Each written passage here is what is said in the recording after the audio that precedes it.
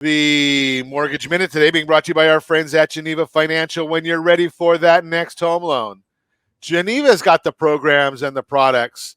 You just need to make the call. 800-306-1990, 800-306-1990. And yes, of course, the Dow Jones now up 182 points. S&P 500 is up 12.78. 10-year treasuries are down 4 basis, almost 5 basis points to 2.95. And we're looking at the OBMMI. And I know it gets boring that I have to read this to you every day, but it is compliance related. OBMMI provides the most comprehensive, accurate, timely, and interactive analysis of pricing ever conducted in the mortgage industry, calculated from actual locked rates with consumers across 35% of all mortgages. Rates locked yesterday at 5.49%. 5.49 was the conforming rates. 15-year mortgage, if you're doing that, I don't know why, 4.567. Jumbos, 5.016. And the 30-year FHA loan at 5.35. Remember, I tell you this one, just so you have a point of reference, January 3rd, interest rates were 3.409, 3.41. And today we are at 5.49. Gone up a bit. Why?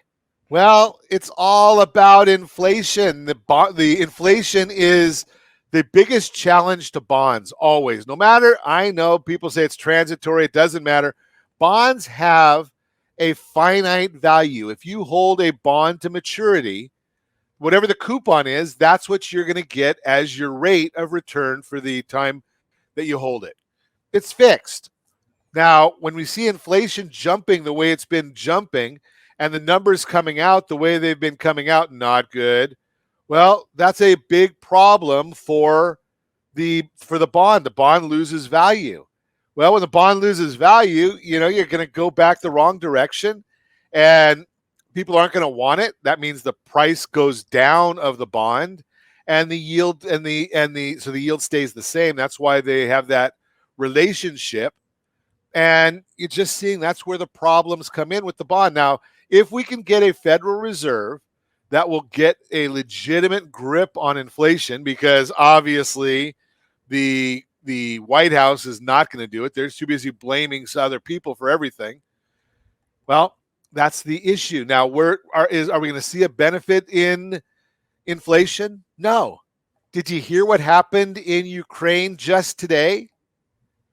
Well, Ukraine said they're going to cut off the oil going to Europe from Russia.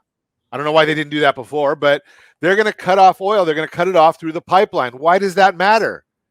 Well, that's going to drop the supply of oil into Europe.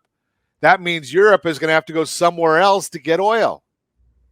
Well, when if the administration is not going to allow for an increase of supply for more drilling and making it easier, getting rid of the regulations, well, that means that the cost of oil is going to continue going up. I already told you just a minute ago that oil was up $5 a barrel just today.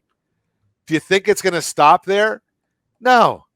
So it's going to continue its onward, upward trend.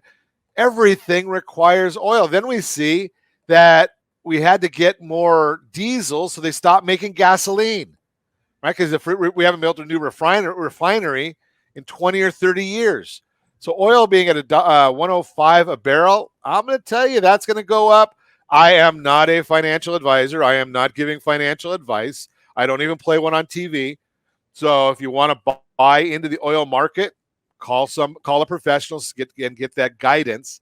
But I think that oil is going to continue going up while we see these things. That's the Mortgage Minute, brought to you by our friends at Geneva Financial. When you're ready for that next home loan, Geneva's got the programs and the products. You just need to make the call, 800-306-1990, 800-306-1990.